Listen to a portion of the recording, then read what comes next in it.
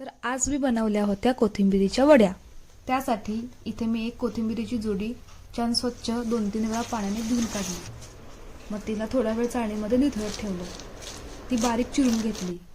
एका परातीमध्ये काढून त्यात 1 वाटी बेसन पीठ, 2 चमचे तीळ, 1 चमचा हळद, 1 चमचा लाल तिखट घातलं।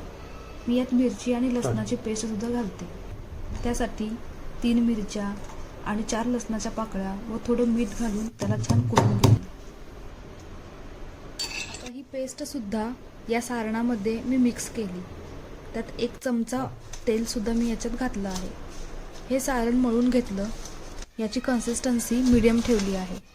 त्यात तुम्ही लागेल तसं पाणी व बेसन पीठ सुद्धा ॲड करू शकता।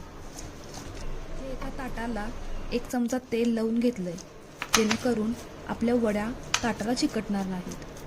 आता हा गोळा थापून घ्यायचा आणि वरून थोडे तीळ पेरायचे। मी इथे इडलीचं भांडं वापरलं आहे। तुम्ही स्टीमर किंवा कढईत पाणी घालून सुद्धा वड्या वाफवू शकता। 1 ग्लास पाणी घालून मी या वड्या 12 ते 15 मिनिटांसाठी वाफवल्या।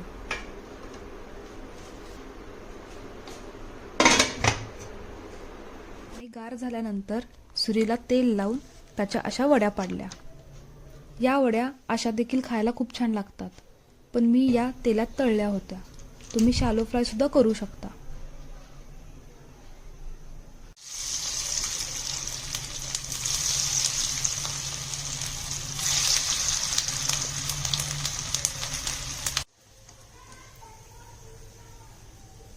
अशा प्रकारे तयार आहेत आपल्या खुसखुशीत खमंग कोथिंबीरीच्या वड्या।